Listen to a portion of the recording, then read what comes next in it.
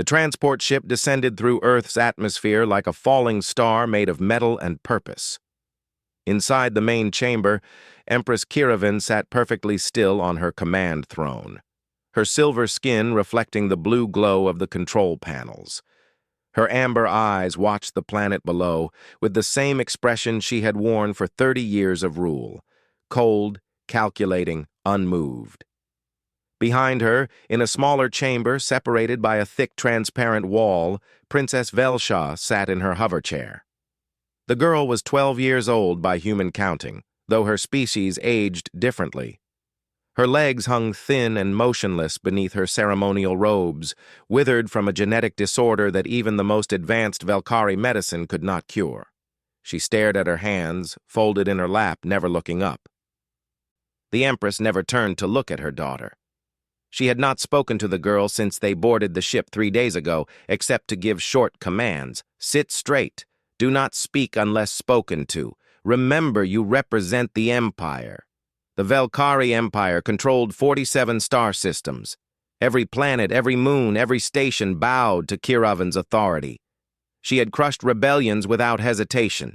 She had executed her own brother when he showed weakness during a crisis. She had sent entire fleets to burn worlds that refused to submit. In the galaxy, there were 3 types of beings: those who obeyed her, those who feared her, and those who were dead.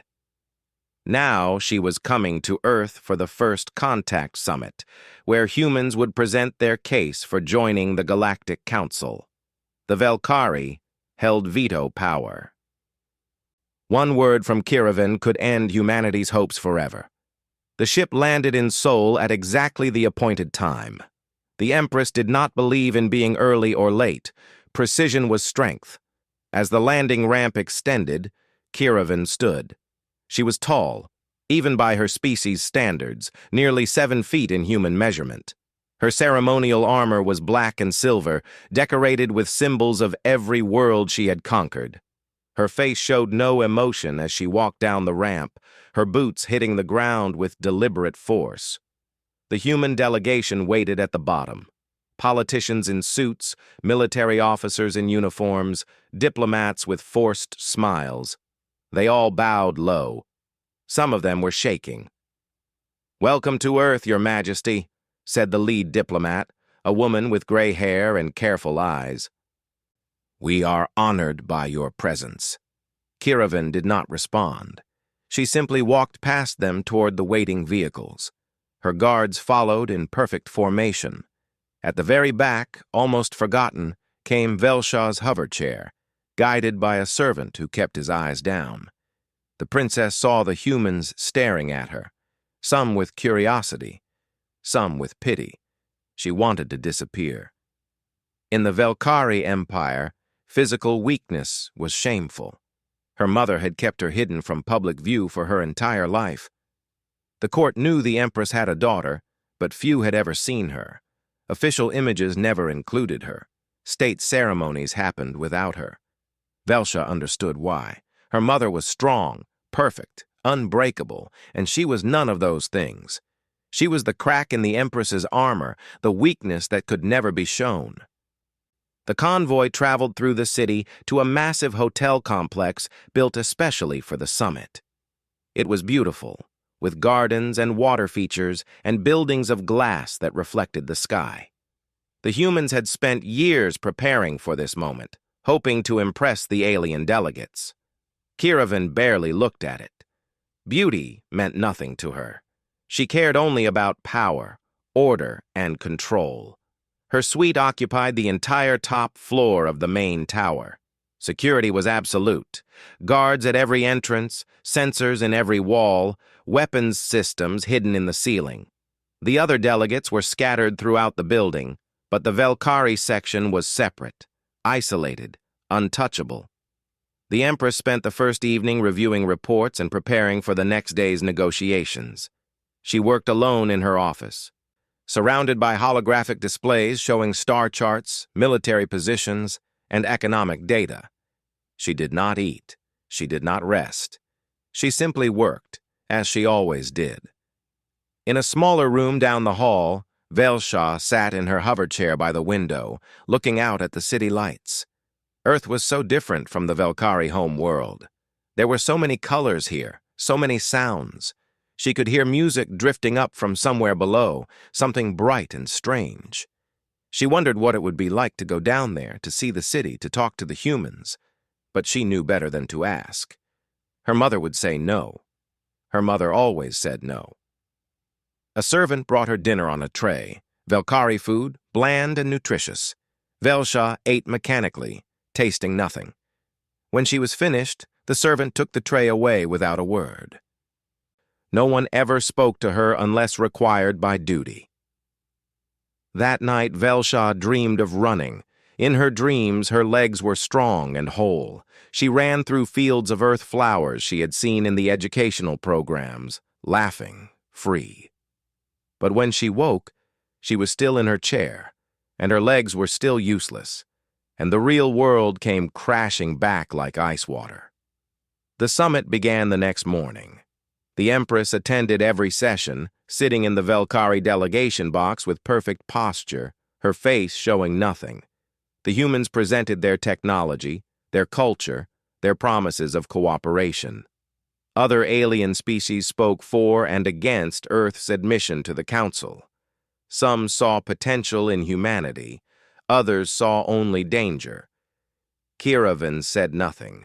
She simply watched, listened, and calculated. She was here to judge whether humanity deserved a place among the stars, and so far she was not impressed. Humans were weak, their bodies were fragile, their lifespans were short. They fought among themselves constantly, divided by borders and beliefs. They had barely reached their own moon when the Velkari had already conquered a dozen worlds. But there was something else, too. Something the Empress noticed but did not understand. The humans touched each other constantly. They smiled for no reason. They wasted time on things that served no purpose: art, music, games. They cried openly when sad and laughed loudly when happy. It made no sense to Kiravan. Emotions were weakness. Attachment was liability. She had learned this lesson long ago and had built her empire on this truth. As the day ended, she returned to her suite. Satisfied that her judgment was correct, humanity would be denied.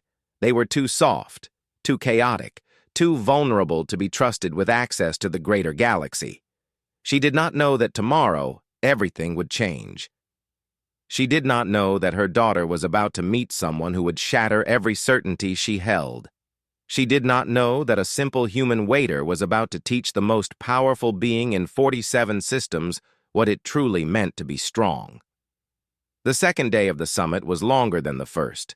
Session after session, debate after debate, the alien delegates argued about humanity's fate while the Empress sat silent and unmoved. By evening, even her perfect posture could not hide the tension in her shoulders. Ruling an empire was exhausting, though she would never admit it. Velsha had spent the entire day alone in the suite. Servants brought meals, guards stood at the doors. No one spoke to her. She read educational materials on her tablet and watched the city through the window, wishing she could be anywhere else. Then, something unexpected happened. As the Empress prepared to return to the suite for more work, she made a decision that surprised even herself. Perhaps it was fatigue. Perhaps it was the strange effect this colorful planet had on her thoughts. But when she passed her daughter's room, she stopped. "You may visit the observation garden," Kiravan said without looking at the girl. "1 hour. The guards will escort you." Velsha looked up, shocked. "Mother, do not make me change my mind." The princess quickly activated her hover chair and followed the guards out. Her heart was beating fast. She could not remember the last time her mother had allowed her to go anywhere beyond official requirements. Maybe never. The observation garden was on the 3rd floor, a massive biodome filled with earth plants from different regions. Trees with green leaves, flowers in colors Velsha had never seen, grass that looked soft as clouds. A small fountain bubbled in the center, surrounded by benches. The air smelled sweet and alive. The guards had cleared the area before she arrived. It was supposed to be empty, private, safe. They stationed themselves at the entrances and left her alone in the garden's center. Velsha guided her hover chair to the fountain and simply sat there, staring at the water. For a few minutes, she felt something close to peace. But then the familiar weight returned, the loneliness, the shame, the knowledge that she was a burden her mother could barely stand to acknowledge.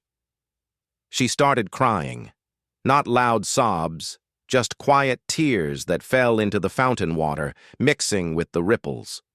She had learned long ago to cry silently so no one would hear. She did not know that someone was watching. Dae-hyun had been restocking supplies in the garden cafe when the security team swept through. He had ducked into the storage room, not wanting to cause trouble. He was just a waiter, and these were important alien guests.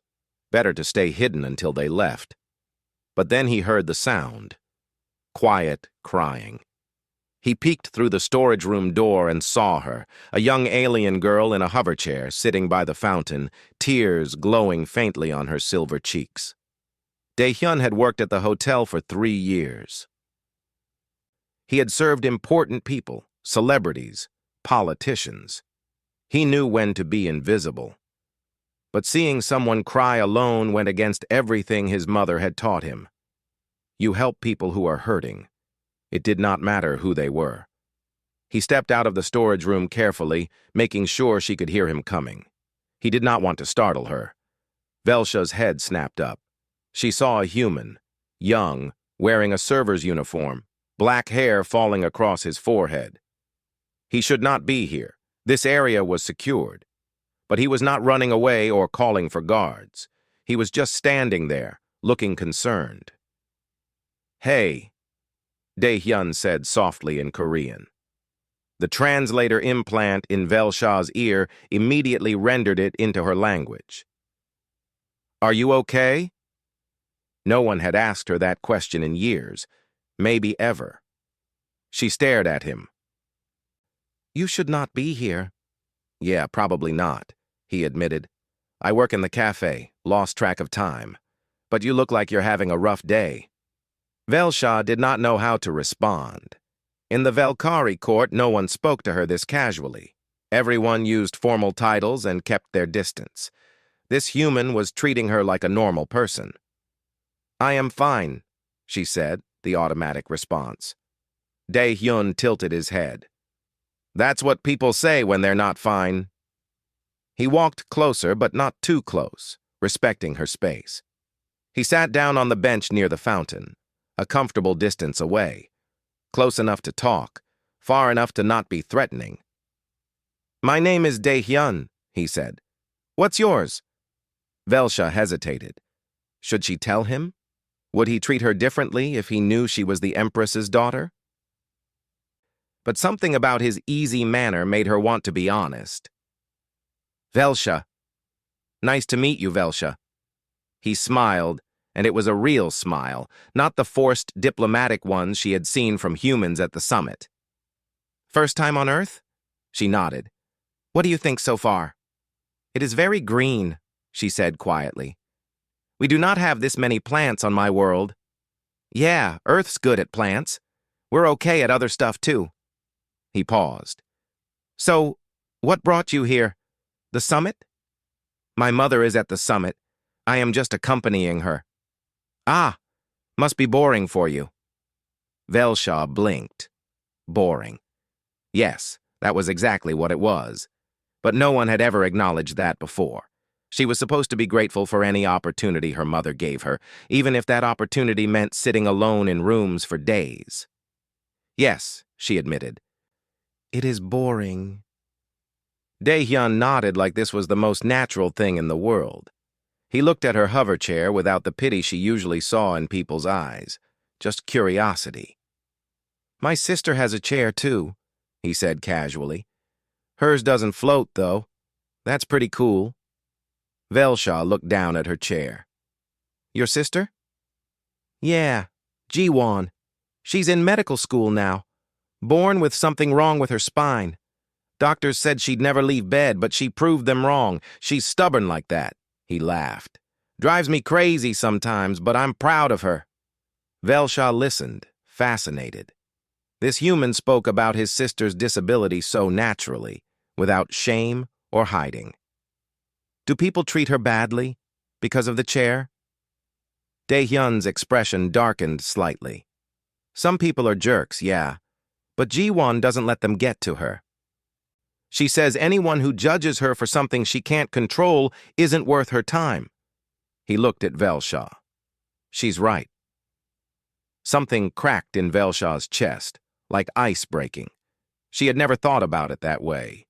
In her world, weakness was shameful because it reflected badly on the family, on the bloodline. But this human made it sound like the problem was with other people, not with her. Does your mother? Velsha's voice was barely a whisper. Does she ever smile at her? Dae-hyun's face softened. Every day, even when things are hard. Especially when things are hard. Velsha looked down at her hands. Her mother had not smiled at her in years. She could not remember the last time her mother had touched her with affection. Commands and corrections, yes. But warmth? Never. Dae-hyun saw her expression and realized he had touched on something painful. He stood up quickly.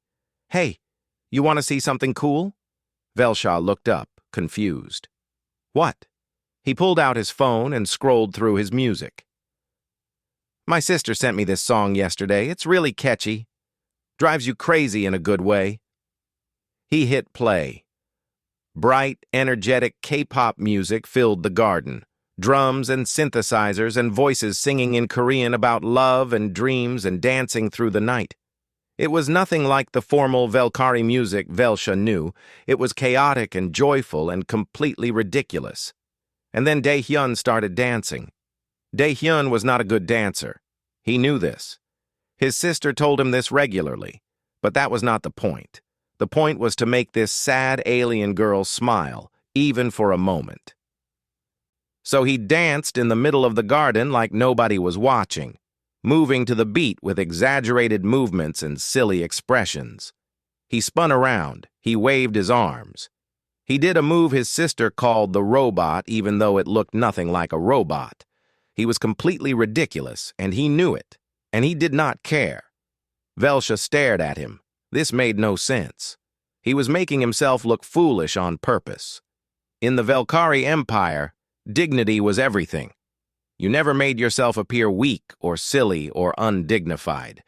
But this human was dancing like an idiot in front of someone he just met, and he was smiling the whole time. And then something unexpected happened. Velsha laughed. It was a small sound at first, barely audible over the music. But it grew. A real laugh, bubbling up from somewhere deep inside her that she had forgotten existed. She covered her mouth with her hand, shocked at herself. Dae-hyun grinned wider. There it is. See, I knew you could laugh. Come on, your turn. What? Velsha's eyes went wide. I cannot dance. I cannot even stand. Who said anything about standing? Dae-hyun gestured at her hover chair. That thing moves, right? You can dance sitting down. Watch. He sat on the bench and started moving his upper body, swaying side to side, moving his arms in rhythm with the music. See? Dancing isn't about legs. It's about feeling the music and letting it move you. Velsha hesitated. She had never done anything like this. She had never been allowed to be silly or playful.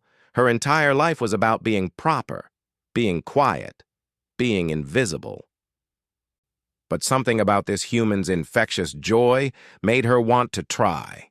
She activated her hover chair's controls nervously. It could move in any direction, spin, rise, and fall. She had only ever used it for practical movement. But now, slowly, she made it sway to the left, then to the right. That's it! Dae-hyun jumped up and started dancing again. Now add some spin! Velsha pressed another control. The chair rotated gently. The movement made her stomach flutter. She added a small bounce, rising and falling with the beat. "Yes, you're doing it!" Dae-hyun clapped his hands. "Now feel the music. Don't think. Just move." Something loosened inside Velsha. She stopped thinking about what she should do and started just doing. She made the chair spin faster. She rose higher, then dipped low. She moved her arms like Dae-hyun was doing, feeling the rhythm in her chest. The music surrounded her. Dae-hyun danced beside her, matching her movements, cheering her on. For the first time in her entire life, Velsha felt free, not trapped in expectations, not weighed down by shame, just free. She laughed again, louder this time. The chair spun in a circle. Dae-hyun spun with her. They were dancing together in a biodome on an alien planet, and it was the most wonderful thing Velsha had ever experienced. When the song ended, they were both breathing hard. Velsha's face hurt from smiling. She did not know faces could hurt from smiling. It was a good hurt. Dae-hyun dropped onto the bench, grinning. "See? You're a natural." "That was—" Velsha searched for words. "I have never done anything like that." "Really? Never?" Dae-hyun looked surprised. "What do you do for fun on your planet?" Velsha's smile faded slightly. "I do not have fun. I study. I prepare for duties that will never come. I stay out of sight." Dae-hyun's expression shifted to concern. "That sounds lonely." "It is." The admission came out before Velsha could stop it. She never talked about her feelings, but something about this human made words spill out. "I am always alone. The servants do not speak to me. The court pretends I do not exist. My mother—" She stopped. "Your mother what?" Velsha looked down at her hands. "She is ashamed of me. Of these." She gestured at her legs. "In my culture, physical weakness is disgraceful. I am a reminder of imperfection in a family that must be perfect." Dae-hyun was quiet for a moment. When he spoke, his voice was gentle. "That's not right. You're a person, not a problem. You do not understand. The Empress must be strong. She rules 47 systems. She cannot show weakness. And I am weakness." "No," Dae-hyun said firmly. "You're her daughter. That's what you are. And any mom who can't see how amazing their kid is because of something like a disability is missing out." Velsha felt tears coming again, but different this time. "My mother has not hugged me in years. She does not smile at me. She does not ask how I feel or what I think. When she looks at me, all I see is disappointment." Dae-hyun moved to sit on the ground near her chair so they were at eye level. "My sister used to think our parents were disappointed in her too. After the diagnosis, she heard them crying one night. She thought they were sad about her. Were they not? No. They were scared. Scared because they didn't know how to help her. Scared that the world would be cruel to her. But disappointed? Never. They were so proud of her for fighting so hard." He paused. "Maybe your mom is scared too." "The Empress fears nothing. Everyone fears something, especially parents, especially when it comes to their kids." Velsha considered this. She had never thought about her mother being afraid. The Empress was power incarnate. She crushed enemies and ruled systems. How could someone like that be afraid of anything? But what if Dae-hyun was right? What if her mother's coldness was not about shame, but about fear? Fear of showing weakness, fear of attachment, fear of love. "I wish she could see me the way you see your sister," Velsha said quietly. "Maybe she can. Maybe she just needs to remember how." Dae-hyun stood up and offered his hand in a gesture of friendship. "But you know what? Regardless of what your mom does or doesn't do, you're still awesome.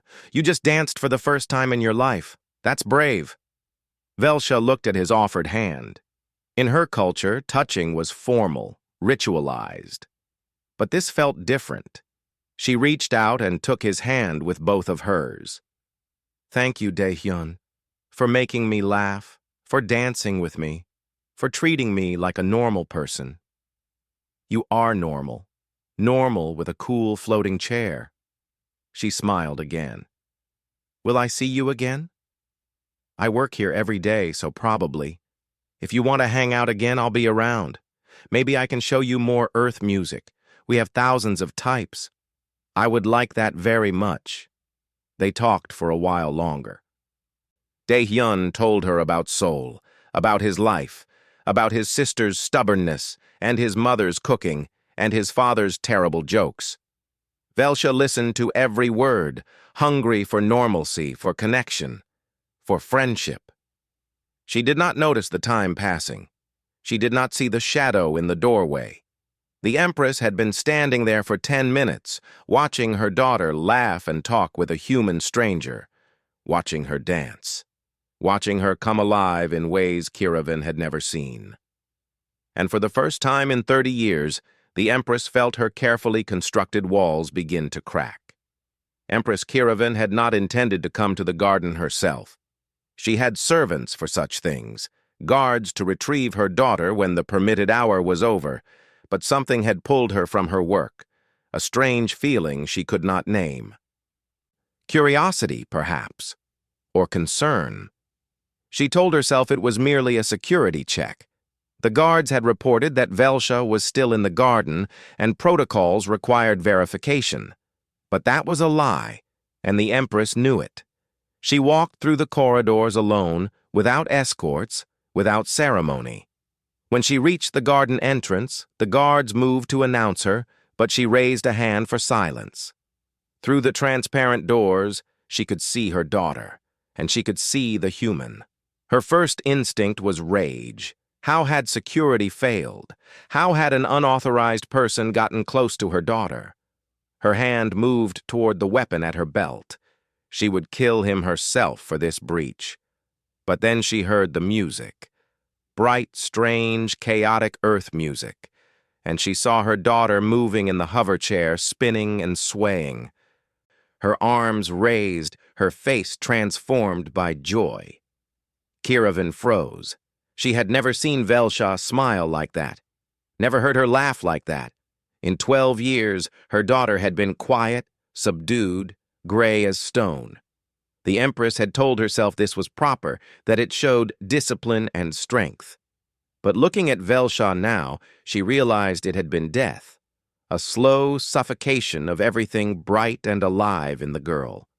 The human was dancing too, moving in silly, exaggerated ways that made no tactical sense. He was making a fool of himself deliberately. By Velkari standards, he was displaying weakness and lack of dignity. He should be scorned. But Velsha was laughing at him with pure delight, not mocking him, joining him. The Empress watched them dance together. She watched the human high-five her daughter, watched him sit beside her and talk like they were equals, like Velsha's legs did not matter, like her imperial bloodline meant nothing. He treated her like a child, a normal child who deserved joy. Something twisted in Kiravan's chest. A pain she had not felt in decades. She had built walls around her heart so thick that nothing could penetrate them. She had done this deliberately, believing that emotion was weakness, that love was vulnerability, that attachment would destroy her ability to rule. When Velsha was born, and the doctors discovered the genetic disorder, Kiravan had made a choice. She would not love this broken child.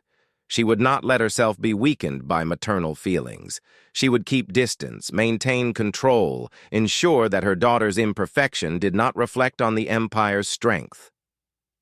For 12 years, she had succeeded. She had kept Velsha at arm's length. She had never hugged her, never played with her, never asked about her dreams or fears. She had given her education, food, shelter, and protection, but never warmth. She had told herself this was necessary, that it protected them both, that showing favoritism to a disabled child would undermine her authority, that keeping emotional distance was the only way to survive. But watching Velsha dance with this human stranger, Kiravan suddenly understood what she had done. She had not protected her daughter. She had abandoned her. She had let her own fear masquerade as strength. She had chosen her empire over her child. And this human, this weak, fragile, short-lived human, had given Velsha more genuine care in one evening than the Empress had given in 12 years. The realization hit like a physical blow. Kiravan's breath caught, her vision blurred. She raised a hand to her face and felt moisture there. Tears. She was crying. The Empress of 47 systems, the conqueror of worlds, the most feared being in known space, was crying. She could not remember the last time she cried. At her brother's execution, perhaps? No. She had been stone-faced then, proving her resolve. At her mate's death in battle? No. She had honored him by not showing grief. Maybe she had last cried when Velsha was born, when the doctors gave the diagnosis, when she realized her daughter would never walk, never run, never be the perfect heir she had imagined. She had cried alone in her chambers that night, then buried the tears so deep she forgot they existed. Now they came flooding back. All the grief she had refused to feel, all the love she had refused to give, all the moments she had missed because she was too afraid to be vulnerable. She watched Dae-hyun talk to her daughter about his own sister, about acceptance and pride and family love. She saw Velsha's face transform, saw hope bloom where there had only been resignation. This human had done something impossible. He had shown the Empress that strength was not the absence of love. It was the courage to love despite fear, despite pain, despite the possibility of loss. The Velkari way was conquest and control. They had built an empire on ruthless efficiency. They valued power above all else. And it had made them strong, yes, but it had also made them cold, empty, dead inside. Humans were weak in body. They lived such short lives. They had barely left their own planet. By every measure, they should have been conquered long ago. But they had something the Velkari had lost. They had hearts that still knew how to feel. Kiravan watched the human and her daughter sit together, talking like old friends. She saw Velsha's happiness, so pure and complete that it hurt to look at. She realized that in trying to protect herself from pain, she had guaranteed it. The pain of distance, the pain of missing her daughter's childhood, the pain of realizing too late what she had thrown away. But was it too late? Could she change? Could the Empress, who had executed thousands, who had burned worlds, who had ruled with an iron fist for 3 decades, could she learn to be soft? The thought terrified her more than any battle ever had. But as she stood there watching, Kiravan made a decision. She had conquered systems. She had defeated armies. She had bent entire species to her will. Surely she could do this one small, impossible thing. She could try to be a mother. The Empress stepped out of the shadows. The guards straightened immediately, but she waved them back. She walked into the garden alone, her footsteps deliberate and slow. Dae-hyun saw her first. His eyes went wide. All color drained from his face. He recognized her instantly. The silver skin, the amber eyes, the ceremonial armor, the most powerful being in 47 systems.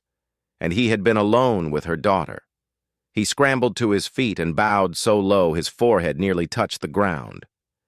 "Your Majesty, I did not mean, please, I was just—" "Silence," Kiravan said. He stopped talking immediately, still bowing, trembling. He expected death. That was reasonable. By imperial law, unauthorized contact with royalty was punishable by execution. Velsha had gone completely still in her hoverchair. All the joy drained from her face, replaced by familiar fear. She knew she was in trouble. She had laughed, she had danced, she had forgotten her place. "Mother, I apologize," Velsha said quickly, her voice small. "I did not mean to be improper. It will not happen again. Please do not punish him. He did not know who I was. I will accept any punishment you— Velsha. The Empress's voice was softer than her daughter had ever heard it. Look at me. Slowly, fearfully, Velsha raised her eyes. Kiravan walked forward until she stood directly in front of her daughter's hover chair. For a long moment, she just looked at the girl, really looked at her, perhaps for the first time in years. Then the Empress did something she had not done since Velsha was an infant. She knelt down. The most powerful being in 47 systems knelt in the dirt of an earth garden so that she was eye level with her daughter. Velsha stared at her mother in complete shock. The Empress never knelt. Not for surrender, not for ceremony, not for anything. Kneeling was submission, and the Empress submitted to no one. Yet here she was, on her knees in the garden dirt, eye level with her daughter. Kiravan reached out slowly, giving Velsha time to pull away if she wanted. But the girl was frozen, unable to process what was happening. The Empress's hand touched her daughter's cheek, wiping away a smudge of dirt that had somehow gotten there during the dancing. You were dancing, Kiravan said softly. I am sorry, Mother. Do not apologize. The Empress's voice was steady, but something was different in it. Something almost breaking. I saw you. You were happy. Velsha did not know what to say. Was this a test? A trick? Her mother had never spoken to her this way before. I was taught that happiness is weakness, Velsha whispered. That I must be disciplined, controlled, that I must not shame the Empire. I know. I taught you that. Kiravan's hand remained on her daughter's face, the first tender touch in years. I was wrong. The garden went completely silent. Even Dae-hyun, still bowing nearby, stopped breathing. The Empress, admitting she was wrong, was like a star going supernova. Impossible. World-changing. Mother? Velsha's voice was tiny. I told myself I was protecting you, protecting the Empire. But I was protecting myself. I was afraid. Kiravan's voice cracked slightly. Afraid that if I loved you, if I let myself care, it would destroy me. So I built walls. I kept distance. I made you feel like you were a problem to be hidden rather than a daughter to be cherished. Tears rolled down Velsha's silver cheeks. You are not afraid of anything. I am afraid of many things. I am afraid of losing control. I am afraid of showing weakness. I am most afraid— Kiravan took a shaking breath. I am most afraid that I have already lost you, that I waited too long, that you will never forgive me for the years I stole from us. Velsha began to cry harder. 12 years of loneliness, of thinking she was unwanted, of believing herself to be a burden, it all came pouring out. I thought you hated me. I thought I disgusted you. No. Kiravan pulled her daughter forward, wrapping her arms around the girl in a hug, the first hug in so many years. No, my daughter, I have never hated you. I have always loved you. I was simply too much of a coward to show it. Velsha collapsed into her mother's arms, sobbing. All the walls she had built, all the careful control she had learned, it all shattered. She cried like a child who had been lost and finally found home. Kiravan held her, and for the first time in decades, she let herself cry too. The Empress's tears fell into her daughter's hair, washing away years of regret and pain. They stayed like that for long minutes. Mother and daughter, finally finding each other after years of being inches apart but miles distant. When the tears finally slowed, Kiravan pulled back slightly but kept her hands on Velsha's shoulders. I cannot change the past. I cannot give you back the years I stole. But I can try to be better, if you will let me. I want that, Velsha whispered. I want that so much. Kiravan smiled. It was small and uncertain, as if her face had forgotten how, but it was real. Velsha gasped slightly. She had never seen her mother smile before. The Empress stood, but kept one hand on her daughter's hover chair, maintaining contact. Then she turned to look at Dae-hyun, who was still bowing so low he looked like he might break in half. "Human," Kiravan said. "Stand." Dae-hyun straightened up slowly, keeping his eyes down. His whole body was shaking.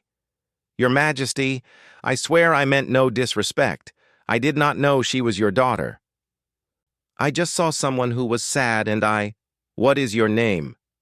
"Dae-hyun, Your Majesty." Dae-hyun. Kiravan studied him carefully. He was young, barely into adulthood by human standards. He wore a simple server's uniform. Nothing about him suggested importance or power. He was completely ordinary. And yet he had done something extraordinary. "You gave my daughter something I could not," the Empress said. "Why?" Dae-hyun swallowed hard. He could lie. He could give some diplomatic answer about duty or honor. But looking at the Empress's eyes, he knew she would see through it, so he told the truth. "Because she looked sad, and nobody should be sad alone." Kiravan stared at him. It was such a simple answer, so childishly simple. In the Velkari Empire, everything had layers: political calculations, power dynamics, strategic considerations. Nothing was ever just because. But this human had helped her daughter simply because it was the right thing to do. Not for reward, not for advantage, just because another being was in pain. "You are a server," Kiravan said. "You have no power, no status, no wealth, yet you showed more courage than most of my generals. You did what I could not. I just talked to her, and danced a little. It was nothing. It was everything." The Empress's voice was soft but intense. "You treated my daughter like a person, not a burden, not a shame, a person who deserved joy. Do you understand how rare that is in my empire?" Dae-hyun finally met her eyes. "Then maybe your empire needs to change." The garden went silent. Velsha gasped. No one spoke to the Empress like that. No one. It was death to contradict her, to suggest she was wrong, to challenge the way things were done. But Kiravan did not reach for her weapon. She did not call for guards. Instead, she laughed.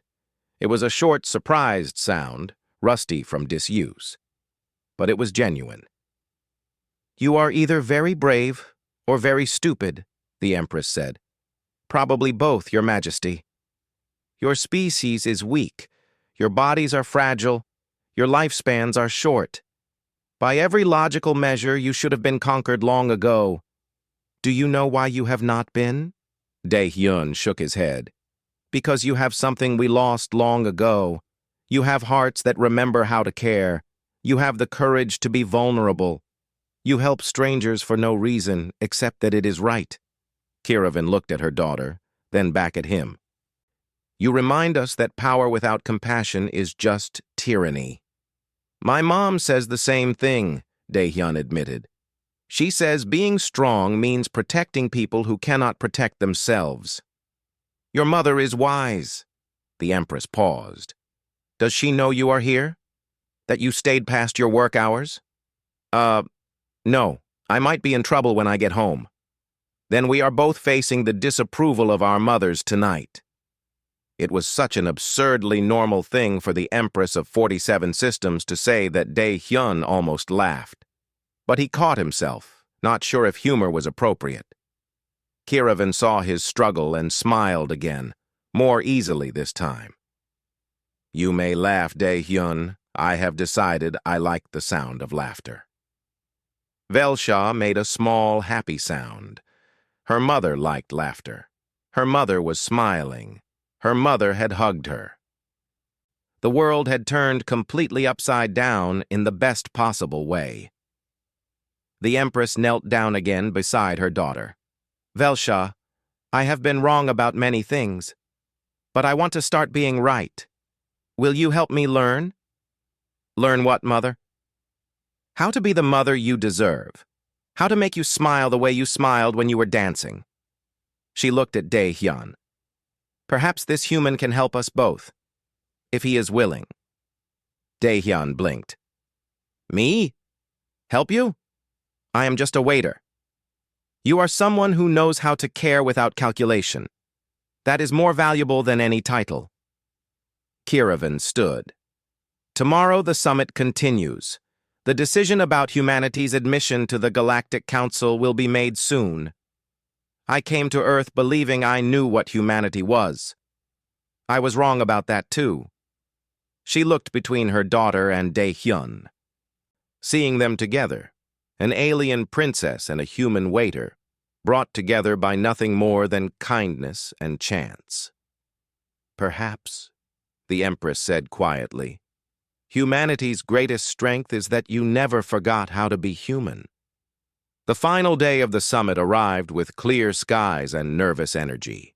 The massive conference hall was filled with delegates from 15 different species, all waiting for the decision that would shape humanity's future. Would Earth join the Galactic Council, or would it remain isolated, alone among the stars? The human delegation sat in their section, trying to look confident. They had prepared for months, practiced their presentations, gathered their best data. But everyone knew the real decision rested with one person, Empress Kiravan of the Velkari Empire. She sat in the elevated imperial box, perfectly still as always, her face showing nothing. But this time, something was different. Princess Velsha sat beside her mother in the hover chair, no longer hidden away. This was the first time the princess had appeared at an official function. Ever. The other delegates noticed. Whispers spread through the hall. Why was the Empress showing her defective daughter in public? What did it mean? Dae-hyun watched from the observation gallery high above. He was not supposed to be there. Servers were not allowed in the conference hall. But he had traded shifts with another worker and snuck in through the service entrance. He had to see what happened. He had to know if his words to the Empress had meant anything. The morning sessions dragged on. Various delegates spoke about humanity's potential, their flaws, their technology, their culture. The Velkari representatives remained silent, watching, calculating. Finally, the time came for the vote. Each major species would state their position. 3 needed to vote yes for admission. But if the Velkari voted no, it was over. Their veto power was absolute. One by one, the delegates stood. The Korthari voted yes, citing humanity's adaptability. The Fensal voted no, calling humans too violent and unstable. The Drexkali voted yes, impressed by human innovation. 2 more voted no. It came down to the Velkari, as always. The room fell completely silent. Every eye turned to the imperial box. Empress Kiravan stood slowly, her armor gleaming under the lights. She looked exactly as she had for 30 years, cold, powerful, unmoved. But then she did something no one expected. She reached down and took her daughter's hand. Velsha looked up at her mother in surprise. Kiravan squeezed gently, then looked out at the assembled delegates. I have ruled the Velkari Empire for 30 years, the Empress began, her voice carrying easily through the vast hall. In that time, I have made thousands of decisions. Some led to prosperity, some led to war. All were made through logic, calculation, and the pursuit of power. She paused. I came to Earth believing I knew what humanity was. Weak, fragile, divided, emotional. By every measure we use to judge strength, you fail. Your bodies break easily. Your lifespans are brief. You fight among yourselves constantly. You waste time on frivolous things, art, music, games that serve no strategic purpose. The human delegates shifted uncomfortably. This was not going well. I was prepared to vote no, Kiravan continued. I was prepared to tell you that you are not ready for the galaxy, that you would be a liability rather than an asset. She looked down at Velsha, who was watching her mother with hope and fear mixed together. But yesterday evening, something changed my mind. The Empress's voice softened slightly. My daughter visited the hotel garden. She was alone, as she has been alone for most of her life. In the Velkari Empire, we hide our weaknesses. We bury our imperfections.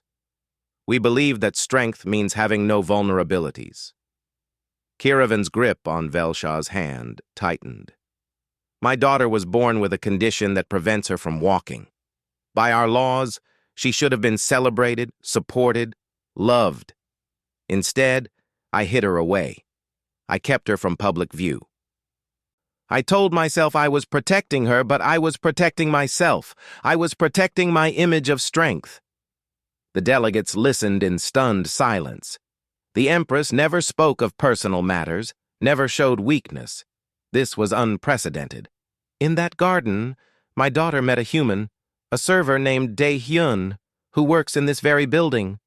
Kiravan looked up at the observation gallery, her amber eyes finding Dae-hyun exactly. He did not know who she was. He did not bow or fear her. He simply saw a child who was sad, and he helped her. Dae-hyun felt every eye in the hall turn to him. He wanted to disappear. This human made my daughter laugh for the first time I can remember, the Empress continued.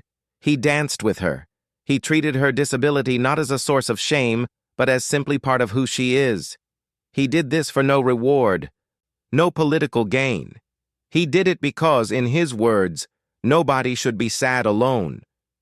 Kiravan's voice grew stronger. I have conquered worlds. I have commanded millions. I have built an empire on ruthless efficiency. But I could not do what this simple human did. I could not give my own daughter the kindness she deserved, because I believed that emotions were weakness, that love was vulnerability, that caring without calculation made you a target. She looked around the hall at all the assembled species. Humanity is weak by our standards. This is true, but they have something we have forgotten across millennia of conquest and competition. They have hearts that still know how to break, and they care anyway. They help strangers. They create beauty for no purpose except that it brings joy. They love without calculation. The Empress straightened to her full height. I came here to judge whether humanity deserves to join us among the stars. But I realize now that the question is backwards. The question is whether we deserve humanity, whether we can learn from them before we forget completely what it means to be more than just efficient machines of conquest. She paused, letting her words sink in. Your species will never be the strongest. You will never have the largest empire or the most powerful weapons, but you have something worth more than all of that. You remember that power without compassion is just tyranny. You understand that true strength is not the absence of weakness, but the courage to be vulnerable. Kiravan looked at the council president. The Velkari Empire votes yes. Humanity will be admitted to the Galactic Council. The hall erupted. Humans cheered. Some delegates applauded while others looked shocked. The Velkari representatives in the lower boxes sat frozen, unable to believe what they had just heard. But the Empress was not finished. Furthermore, I propose a new initiative, a cultural exchange program between Earth and the Velkari Empire. We will send our people to learn from yours, not your technology, not your military tactics, but your humanity, your compassion, your joy. She looked down at Velsha, who was crying happy tears. And I will start by learning to be a better mother. The applause grew louder. Velsha reached up and Kiravan lifted her daughter from the hover chair into her arms, something she had not done since the girl was an infant. She held her daughter close, in front of thousands of witnesses, showing the galaxy that love was not weakness. It was the strongest thing she had ever done. In the observation gallery, Dae-hyun wiped his eyes. He had not meant to change anything.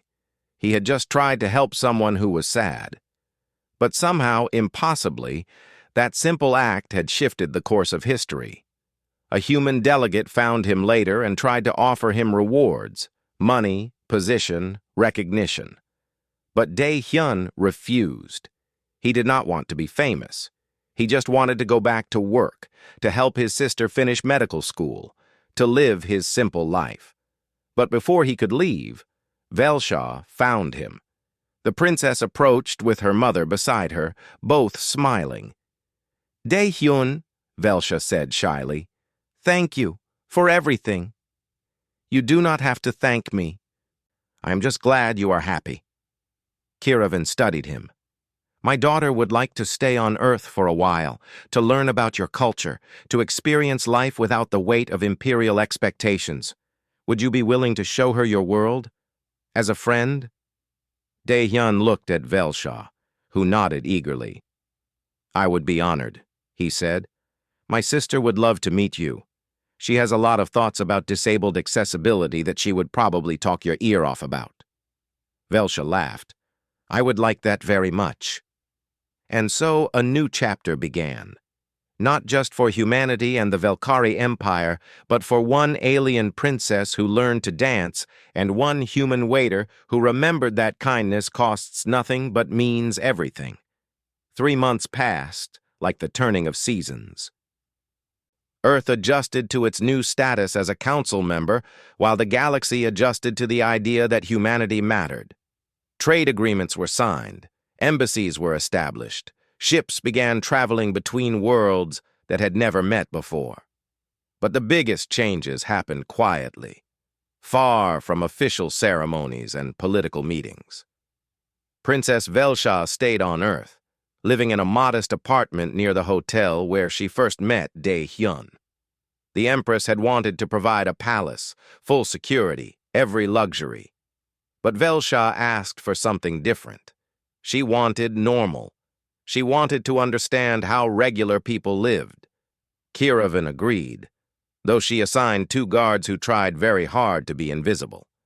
They followed at a distance, watching over the princess but letting her have space to explore. Velsha attended school.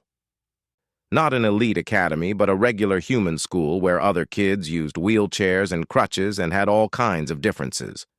She made friends, real friends who liked her for who she was, not because she was a princess. She learned to speak Korean better than her translator could manage. She discovered K-pop and bubble tea and street food, and every weekend she visited Dae-hyun's family. His mother, Mi-sun, had been terrified when she learned an alien princess would be coming to dinner. She spent 3 days cleaning the apartment and worrying about what food to serve. But Velsha arrived with flowers and helped in the kitchen and complimented every dish so genuinely that Mi-sun forgot to be nervous. Dae-hyun's sister, Ji-won, became Velsha's closest friend. They bonded immediately over shared experiences, the stares from strangers, the buildings that were not built for wheels, the people who spoke too loud and slow as if disabilities affected hearing and intelligence. But mostly they bonded over joy. Ji-won taught Velsha to customize her hoverchair with decorations and lights. They went to concerts together, shopping, to parks where they raced their chairs along the paths, while Dae-hyun chased after them, laughing and out of breath. "Your brother is too slow," Velsha said one afternoon after a particularly intense race. "He has always been slow," Ji-won agreed, "but he tries hard." They watched Dae-hyun collapse on a bench, panting dramatically. "He saved my life, you know," Velsha said quietly. "I know. He told us. Not just that night in the garden. Every day since. He showed me that I could be happy, that I did not have to hide." Velsha paused. "He changed my mother, too." Ji-won squeezed her hand. "That is what good people do. They help others change for the better." "Is he always good?" "No. Sometimes he leaves dishes in the sink and forgets to call our parents. He snores loudly and watches terrible movies." Ji-won smiled. "But when it matters, yes, he is good." Back on the Velkari home world, Empress Kiravan was also changing. It was not easy. 30 years of rigid control did not disappear overnight. But she was trying. She started by reforming laws. Disabled citizens would no longer be hidden or treated as shameful. New programs provided support, accommodation, opportunity. Some in the court resisted, calling it weakness, but the Empress was still the Empress. Her word was law. She established the Joy Initiative, programs dedicated to art, music, recreation, and celebration. Things the Velkhari had considered frivolous for generations. Theater companies formed, musicians performed, parks were built where citizens could simply exist without purpose or productivity. It was strange at first. The Velkhari did not know how to play, but slowly they remembered, or maybe they learned for the first time. The Empress visited Earth once a month. Officially, it was for council business and cultural exchange programs, but everyone knew the real reason. She came to see her daughter. Their relationship was still careful, still rebuilding. 12 years of distance could not heal in 3 months. But they talked now. Really talked. Kiravan asked about Velshaw's school, her friends, her interests. She listened to stories about races in the park and bubble tea flavors and the boy in math class who made terrible jokes. And Kiravan told Velsha about her own childhood, about the pressures she had faced, about the ways the Empire had shaped her into something hard and cold. She apologized over and over for the years she had wasted. "You are trying now," Velsha would say. "That is what matters." One evening, Kiravan sat with Daehyun's family in their small apartment, eating homemade dumplings and drinking tea.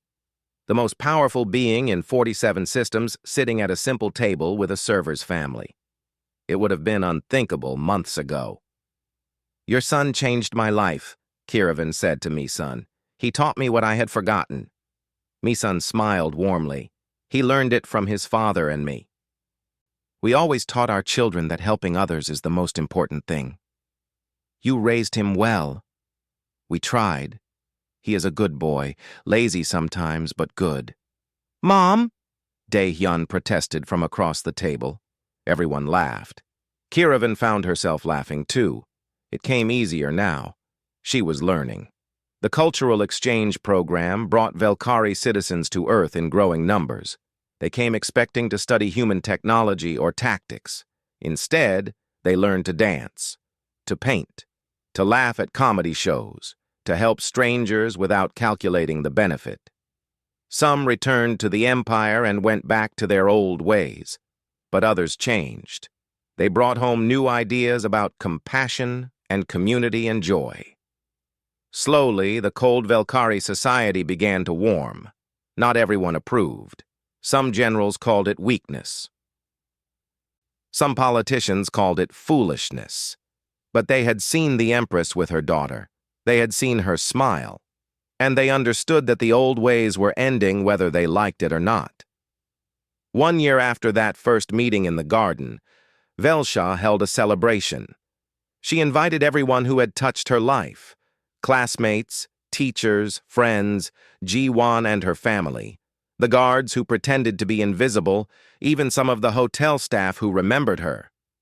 The celebration was held in the same garden where everything began. It had been decorated with lights and music and flowers from both Earth and the Velkhari homeworld. Velsha had learned to dance many styles now. She performed with Ji-won, their hover chair and wheelchair moving in perfect synchronization, a demonstration of joy and friendship that left everyone cheering. When the performance ended, the princess approached the microphone. "1 year ago, I was alone," she said to the gathered crowd.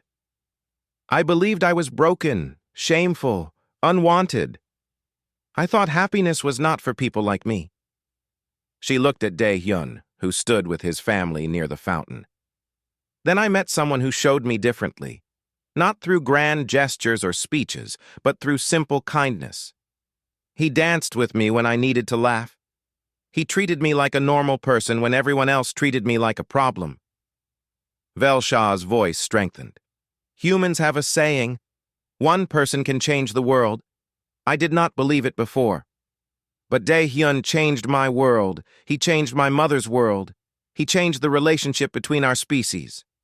All because he saw someone who was sad and decided to help. She gestured around the garden. This is not just my celebration. This is a celebration of what humanity teaches us. That strength is not the absence of weakness. That power without compassion is empty. That the most important thing we can do is care for each other. The crowd applauded.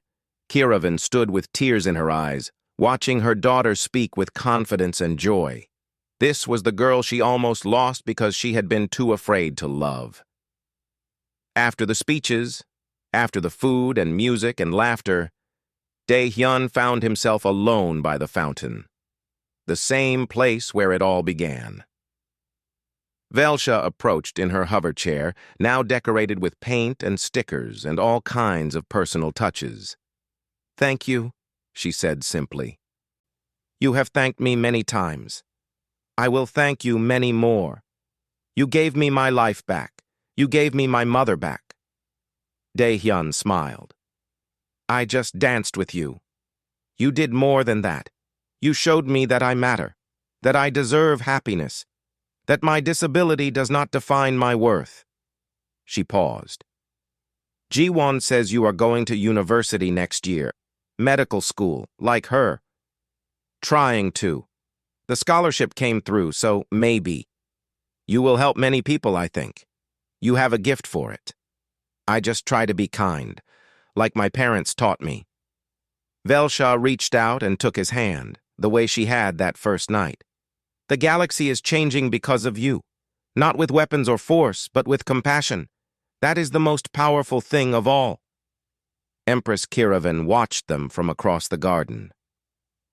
Her daughter and the human who saved her, two people from different worlds, brought together by chance and kindness. The Empress had conquered 47 systems. She had crushed armies and toppled governments. She had built an empire that stretched across the stars, but she had learned something more important here on Earth, in this simple garden, through a simple server's simple act of kindness. The greatest victories are not won through force. They are won through love. True strength is not about power. It is about the courage to be vulnerable, to care, to let yourself be changed. And sometimes, the most extraordinary things come from the most ordinary moments.